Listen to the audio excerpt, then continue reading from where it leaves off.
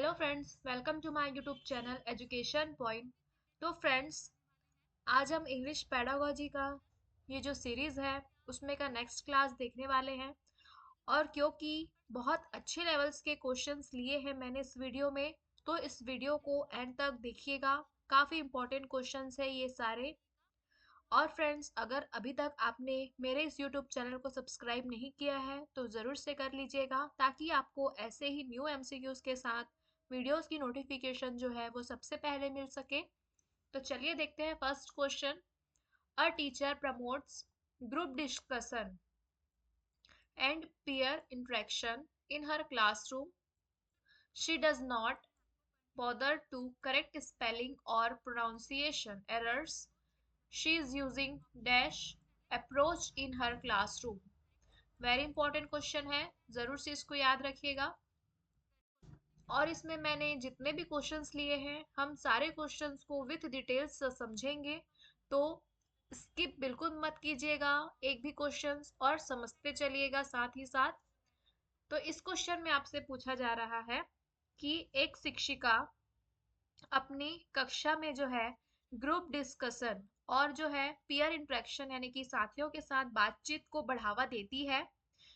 वह वर्तनी, है ना, करेक्ट स्पेलिंग और प्रोनाउंसिएशन यानी कि वह वर्तनी या उच्चारण की त्रुटि को ठीक करने की जो है कोशिश नहीं करती है ना। डज नॉट बॉदर मतलब उसको वो कोई बाधा के तौर पर नहीं लेती है। तो वह अपनी कक्षा में कौन से अप्रोच का उपयोग कर रही है, ये पूछा है आपसे। ऑप्शन ए है स्ट्रक्चरल, ऑप्शन बी है कंस्ट्रक्टिविस्ट, ऑप्शन सी है ट्रेडिशनल, या ऑप्शन डी है एक्लेक्टिक। तो ये कौन सा अप्रोच हो जाएगा? तो ये हो जाएगा आपका ऑप्शन नंबर बी, कंस्ट्रक्टिविस्ट। ठीक है, समझते हैं क्यों। क्योंकि जो सबसे अच्छे मेथड्स और अप्रोच होंगे आपके लिए, है ना, बच्चों के लिए मतलब, तो वो हो जाएंगे। एक तो हो जाएगा आपका ग्रुप वर्क, ठीक है, एक हो जाएगा ग्रुप वर्क, और आपका हो जाएगा पेयर वर्क। ठीक है, अब देखते हैं इसमें। ठीक है, इसमें दो ही अप्रोच या मेथड आ सकते हैं। ठीक है, इसके अंतर्गत जो है वो दो ही मेथड या आपके अप्रोच आ सकते हैं, जरूर से इनको याद रखिएगा। पहला आपका हो जाएगा कम्युनिकेटिव। ऑप्शन में अगर कम्युनिकेटिव रहेगा तो आप कम्युनिकेटिव टिक करेंगे, है ना, कम्युनिकेटिव। या फिर आपका हो जाएगा कंस्ट्रक्टिविस्ट।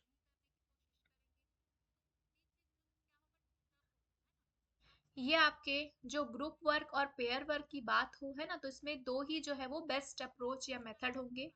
कंस्ट्रक्टिविस्ट, अब ऑप्शन नंबर बी जो है वो करेक्ट आंसर हो जाएगा। तो कंस्ट्रक्टिविस्ट मतलब हो जाएगा इसमें, इसमें बच्चे जो है ज्ञान का खुद निर्माण करते हैं।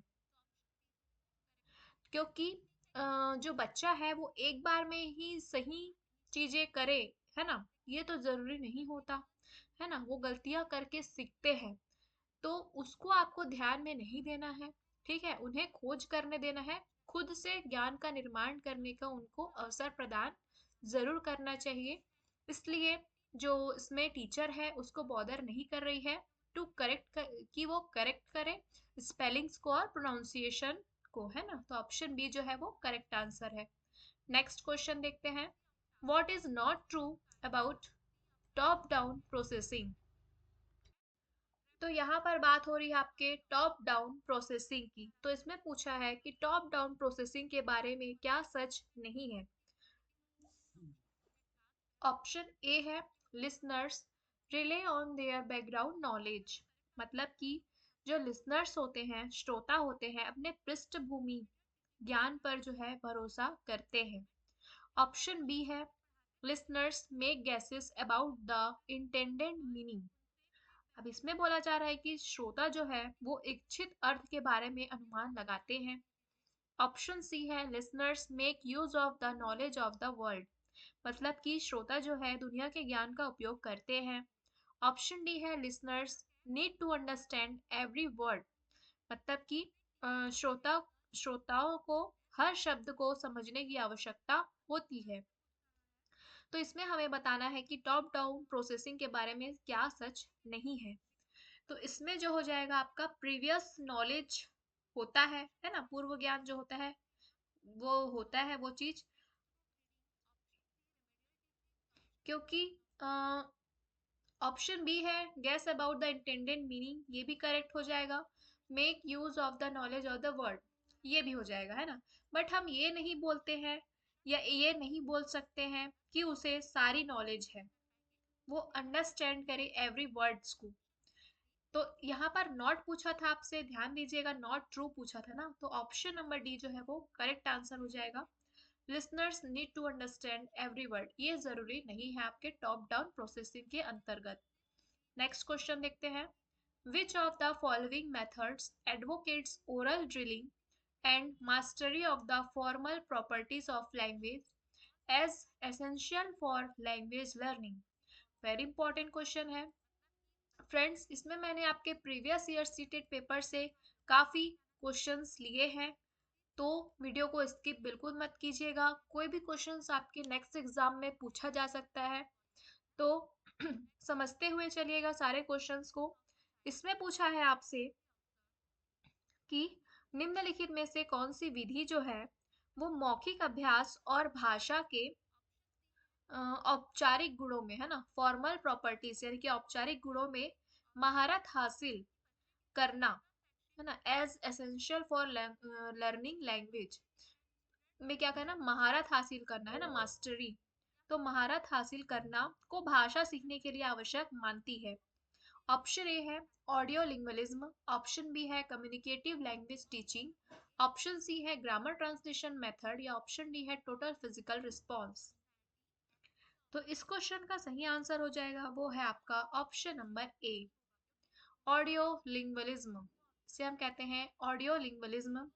इसे हम एक और नाम से जानते हैं, वो है आपका आर्मी मेथड। याद रखिएगा आर्मी मेथड, है ना, बाकी ये जो तीनों है ये नहीं होगा, क्योंकि इसमें आपसे पूछा गया था कि ऐसी कौन सी विधि है जो मौखिक अभ्यास, है ना, मौखिक अभ्यास, क्योंकि मैंने पहले भी आपको बताया है कि जो ऑडियो लिंग्विज्म है ना, इसमें क्या होता है, इसमें ड्रिलिंग की बात की जाती है, अभ्यास की बात की जाती है, इसलिए इसका करेक्ट आंसर होगा ऑप्शन नंबर ए। नेक्स्ट है dash is the production and perception of sound. Very important question है, जरूर याद रखिएगा इस क्वेश्चन को। ऑप्शन ए दिया है, मतलब इसमें पूछा है आपसे कि ध्वनि का उत्पादन बताना है आपको और धारणा, प्रोडक्शन और perception of sound. Option A है क्या वो फोनोलॉजी है, option B morphology, option C phonetics, या ऑप्शन डी है सिंटेक्स। अब सबसे पहले हम इन चारों के बारे में पढ़ लेते हैं, मतलब समझ लेते हैं, ठीक है। जैसे कि फोनोलॉजी, ध्यान से समझिएगा। फोनोलॉजी में ये क्या है, फोनोलॉजी तो स्मॉलेस्ट यूनिट है। अब किसकी स्मॉलेस्ट यूनिट है, तो साउंड की, ठीक है, स्मॉलेस्ट यूनिट ऑफ साउंड जो है फोनोलॉजी जिसे हम कहते हैं, ठीक है। अब मॉर्फोलॉजी से मॉर्फोलॉजी, अच्छा यहाँ पर फोनोलॉजी लिखा है ना, हाँ एक सेकेंड, हाँ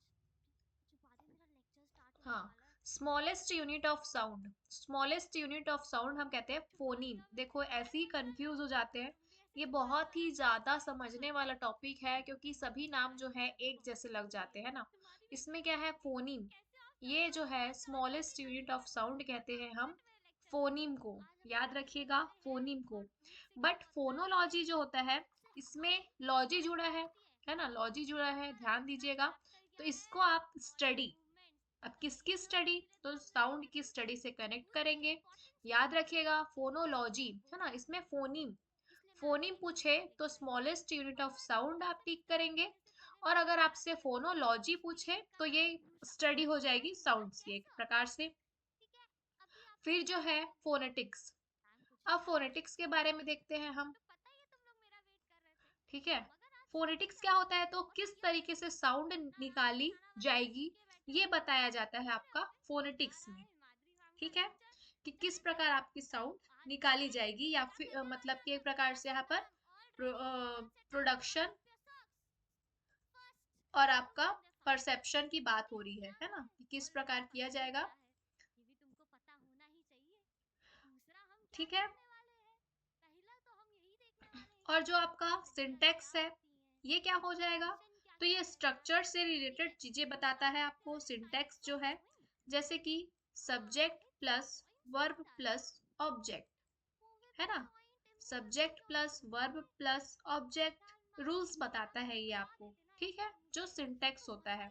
तो इसमें आपसे प्रोडक्शन और परसेप्शन ऑफ साउंड की बात हो रही है, तो इसका करेक्ट आंसर होगा आपका ऑप्शन नंबर सी, फोनेटिक्स, है ना, क्योंकि फोनेटिक्स में हम यहाँ पर लिखी हूँ मैं, फोनेटिक्स में क्या करते हैं, एक सेकेंड, हाँ,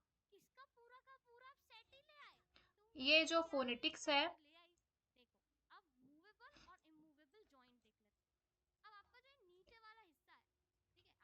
ये हो जाएगा, ध्यान दीजिएगा, फोनेटिक्स आपका है प्रोडक्शन एंड परसेप्शन। ठीक है, मतलब किस तरीके से साउंड निकाली जाएगी ये बताया जाता है आपको। ठीक है, और जो आपका हो जाएगा इसमें सही आंसर वो है आपका ऑप्शन नंबर सी, फोनेटिक्स। याद रखिएगा इस क्वेश्चन को, वेरी इंपॉर्टेंट क्वेश्चन है ये। नेक्स्ट क्वेश्चन देखते हैं, which of the following is the smallest unit of sound. अब देखो अभी मैंने बताया है ना स्मॉलेस्ट यूनिट ऑफ साउंड, तो अब ये कौन सा हो जाएगा यहाँ पर, तो ऑप्शन है phonemes, option B morphology, option C है सिंटैक्स, ऑप्शन डी है सिमेंटिक्स। तो ऑप्शन नंबर ए जो है ना फोनीम्स, ये जो है वो करेक्ट ऑप्शन हो जाएगा। स्मॉलेस्ट यूनिट ऑफ साउंड बोलेगा फोनीम, है ना। फोनोलॉजी अलग है, देख लीजिएगा फोनोलॉजी क्या है, जब स्टडी की बात करते हैं हम तो फोनोलॉजी आएगा, बट यहाँ पर पूछ रहे हैं आपसे स्मॉलेस्ट यूनिट ऑफ साउंड, तो आएगा आपका फोनीम, है ना, फोनीम आएगा। नेक्स्ट है, remedial teaching is helpful for students, मतलब कि रेमेडियल टीचिंग यानी कि उपचारात्मक शिक्षण किस छात्र के लिए सहायक है, ये पूछा है इसमें। ऑप्शन ए है who lag behind in certain areas, मतलब कि जो कुछ क्षेत्रों में पिछड़ जाते हैं। Option B who want to top in the class, मतलब कि जो कक्षा में टॉप करना चाहते हैं या टॉप आना चाहते हैं, फर्स्ट आना चाहते हैं। Option C who have special needs, मतलब कि जिनको विशेष आवश्यकता है। या ऑप्शन डी है who drop out due to family problem, या फिर जो पारिवारिक समस्या के कारण जो है आप अपनी पढ़ाई को छोड़ चुके हैं। तो रेमेडियल टीचिंग यानी कि उपचारात्मक शिक्षण जो है किस छात्र के लिए सहायक हो जाएगा, वो है आपका option number A, who lag behind in certain areas, है ना, सर्टेन एरियाज मतलब कि जिन्हें सर्टेन एरियाज में, मतलब कि कुछ क्षेत्रों में जो बालक हैं वो पिछड़ जाते हैं, है ना, उनके लिए जो है रेमेडियल टीचिंग हेल्पफुल होती है। नेक्स्ट क्वेश्चन है, in diverse classroom it is best, मतलब कि विविध कक्षा में सबसे अच्छा क्या है पूछा है, डाइवर्स यानी कि जगह पर विविध कक्षा। ऑप्शन ए है to use a wide variety of teaching strategies, मतलब कि विभिन्न प्रकार की शिक्षण रणनीतियों का क्या करना, उपयोग करना। ऑप्शन डी है that all students should be asked to learn from teacher notes, मतलब कि सभी छात्रों को शिक्षक के नोट से सीखने के लिए कहा जाना चाहिए, ये तो बिल्कुल नहीं होगा। ऑप्शन सी है फिर शिक्षक का क्या काम जब शिक्षक के नोट्स का यूज किया जाए, है ना। ऑप्शन सी है to allow students to learn on their own, मतलब कि छात्रों को अपने आप सीखने देना चाहिए। या ऑप्शन डी है to teach every student according to his or her learning strategies, मतलब कि प्रत्येक छात्र को उसकी सीखने की रणनीतियों के अनुसार क्या करना, पढ़ाना। ठीक है, तो यहाँ पर डाइवर्स क्लासरूम यानी कि विविध कक्षा में सबसे अच्छा क्या होगा ये पूछा है आपसे। ऑप्शन नंबर ए जो है वो बाकी ऑप्शन में से सबसे बेस्ट ऑप्शन है, to use a wide variety of teaching strategies. Variety चाहिए आपको, है ना, पॉजिटिव वर्ड है आपका वैरायटी, क्योंकि यहाँ पर विविध कक्षा की बात हो रही है, तो आपको भी विविध यानी कि विभिन्न प्रकार की शिक्षण रणनीतियों का क्या करना है, उपयोग करना है। तो ऑप्शन ए जो है वो करेक्ट आंसर हो जाएगा। नेक्स्ट है remedial teaching is meant to, मतलब कि उपचारात्मक शिक्षण का अर्थ क्या है पूछा है। ऑप्शन ए है टीच ग्रामर, यानी कि व्याकरण सिखाना। ऑप्शन बी है find what has been learn, या मतलब कि पता लगाना कि क्या सीखा गया है। Option C address gaps in learnings, मतलब कि सीखने में अंतराल को क्या करना, एड्रेस करना गैप्स को। ऑप्शन डी है इंट्रोड्यूस एनी न्यू टॉपिक, या फिर किसी भी नए विषय को क्या करना, इंट्रोड्यूस करना। तो जाहिर सी बात है रेमेडियल टीचिंग यानी कि उपचारात्मक शिक्षण का हम यूज क्यों करते हैं, गैप्स को पता लगाने के लिए, है ना, कि बच्चे को किस किस क्षेत्र में परेशानी है, कठिनाइयां हैं, समस्याएं आ रही हैं, उन सभी को पता लगाने के लिए हम रेमेडियल टीचिंग का यूज करते हैं। तो ऑप्शन सी जो है वो करेक्ट आंसर है।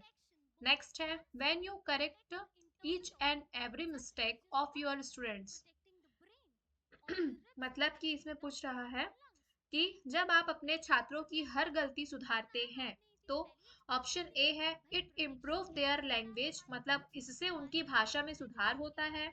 Option B it encourage them not to make, मतलब उस इससे उन्हें गलती ना करने के लिए क्या होता है, प्रोत्साहन मिलता है।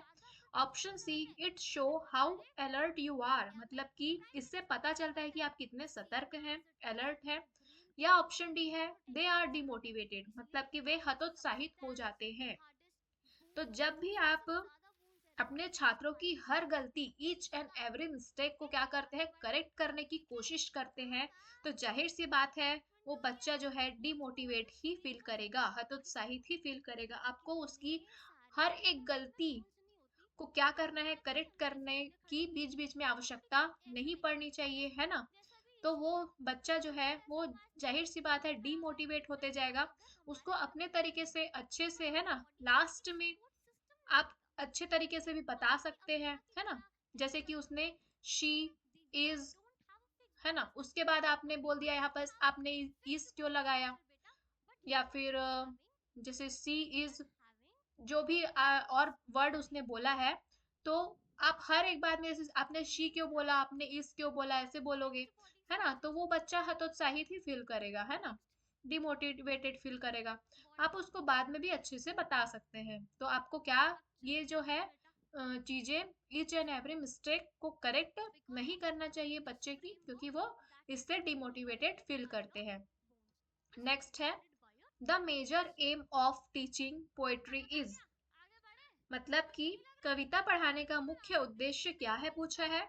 ऑप्शन ए है making learners to become poets, मतलब कि विद्यार्थियों को कवि बनाने के लिए हम पोएट्री की टीचिंग करवाते हैं क्या स्कूल में। ऑप्शन बी है वोकाबुलरी डेवलपमेंट, यानी कि शब्दावली का विकास हो इससे।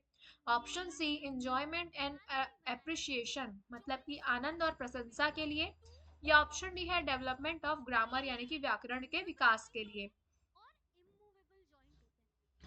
तो टीचिंग पोएट्री मतलब कि कविता पढ़ाने का मुख्य उद्देश्य क्या होता है, तो वो हो जाएगा आपका option number C, enjoyment and appreciation के लिए हम इसका जो मेजर एम है टीचिंग ऑफ पोएट्री का, उसका यूज हम करते हैं इंजॉयमेंट एंड अप्रिसिएशन के लिए। तो ऑप्शन नंबर सी जो है वो करेक्ट आंसर है। नेक्स्ट है मॉर्फिम इज द, मतलब कि मॉर्फिम क्या है पूछा है आपसे। ऑप्शन ए है smallest unit of a phrase, मैंने पहले और क्वेश्चंस में भी इसका जो ऑप्शन था, बट इसको हम यहाँ पर समझ लेते हैं अच्छे से, इसीलिए मैंने पहले नहीं बताया आपको। तो मॉर्फिम क्या है पूछा है आपसे, तो ऑप्शन ए है smallest unit of a phrase.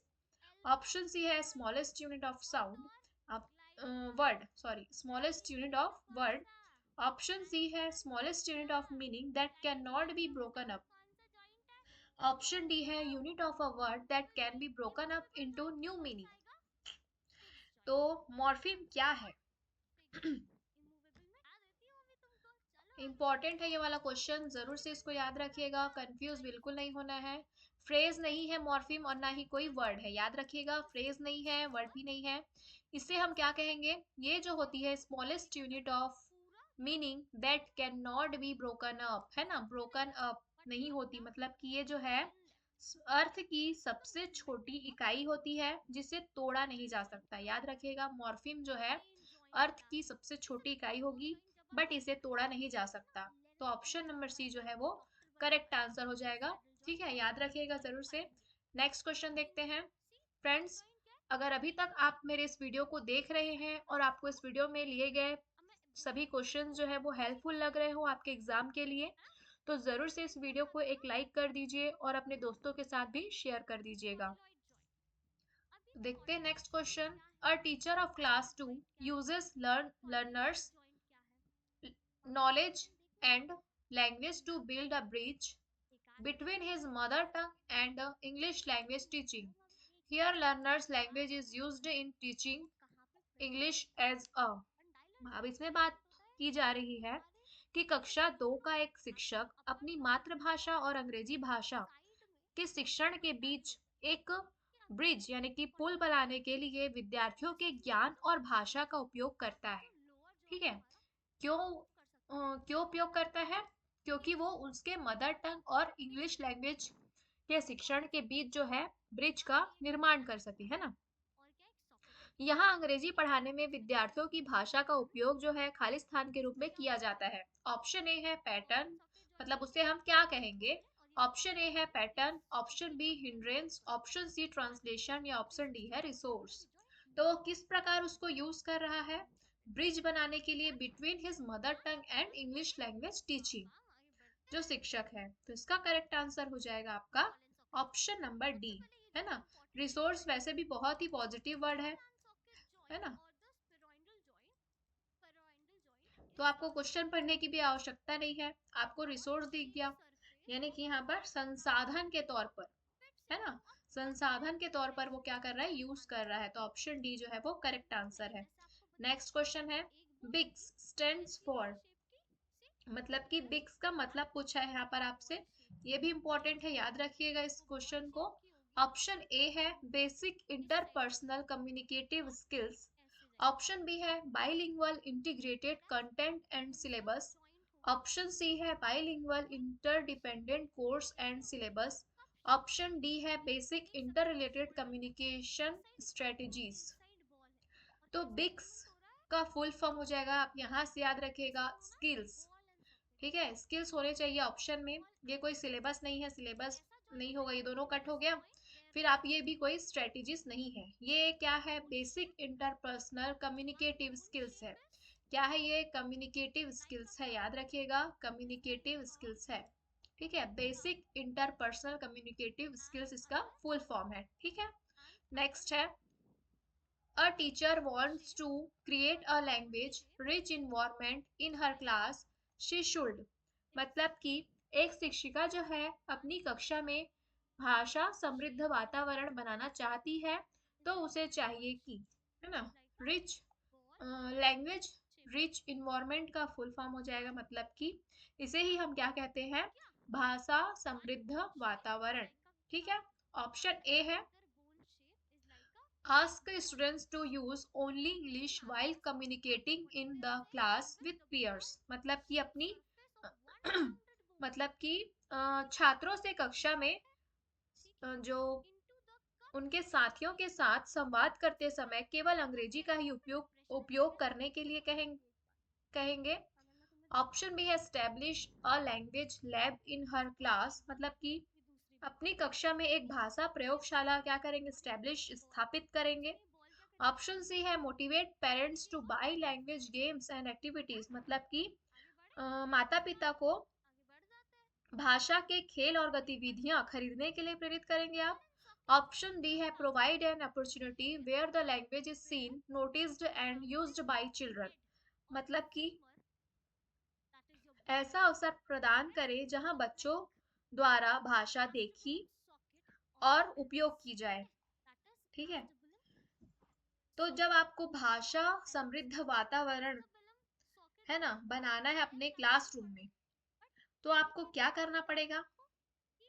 तो इसका करेक्ट आंसर होगा ऑप्शन नंबर डी, है ना, provide an opportunity where the language is seen, noticed and used by children, मतलब कि ऐसा अवसर प्रदान करें जहां बच्चों द्वारा भाषा जो है वो देखी जाए, है ना, और उसमें उसको क्या किया जाए? उपयोग भी किया जाए, ताकि बच्चे जो है वो ज्यादा बेहतर तरीके से उस चीज को सीख पाए।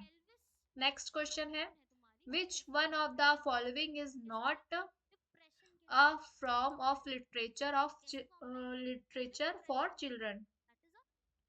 मतलब कि निम्नलिखित में से कौन सा जो है वो बच्चों के लिए साहित्य का एक रूप नहीं है, पूछा है। ऑप्शन ए है tales of heroes of history, option B picture books, option C है थिसेरस, ऑप्शन डी है मिथ्स एंड लेजेंड्स। तो यहाँ पर जो है लिटरेचर आप सभी को पता होगा, साहित्य। तो tales of heroes of history ये साहित्य हम पढ़ चुके हैं, है ना। हीरोज मतलब कि इतिहास के नायकों की कहानियां हमने पढ़ी है ना, ये आपका साहित्य के अंतर्गत आएगा। पिक्चर बुक्स भी आपके साहित्य के अंतर्गत आते हैं, और मिथ्स एंड लेजेंड्स ये भी आपके जो है साहित्य के अंतर्गत आते हैं। बट थिसरस ऑप्शन नंबर सी जो है इसका करेक्ट आंसर हो जाएगा, क्योंकि यहाँ पर नॉट पूछा था आपसे, ठीक है, याद रखिएगा। तो ये थे आज के टोटल 15 एमसीक्यूज। आपके इन 15 एमसीक्यूज में कितने क्वेश्चंस जो है वो सही हो पाए, मुझे कमेंट बॉक्स में कमेंट करके ज़रूर बताइएगा। और इस वीडियो को ज़्यादा से ज़्यादा लोगों के साथ शेयर कीजिएगा, ताकि इसी तरह मैं डेली आप लोगों के लिए एमसीक्यू सीरीज जो है लेकर आ सकूं इंग्लिश पेडागोजी की। अगर आपको ये वीडियो में लिए गए क्वेश्चंस आपके एग्जाम पॉइंट ऑफ व्यू से थोड़े भी हेल्पफुल लगे हों, तो please like share and subscribe to my YouTube channel and press the bell icon, जिससे कि आपको आने वाली न्यू वीडियोस की नोटिफिकेशन जो है वो सबसे पहले मिल पाएगी। तो ज़रूर से बने रहिएगा इस चैनल के साथ। Thank you for watching.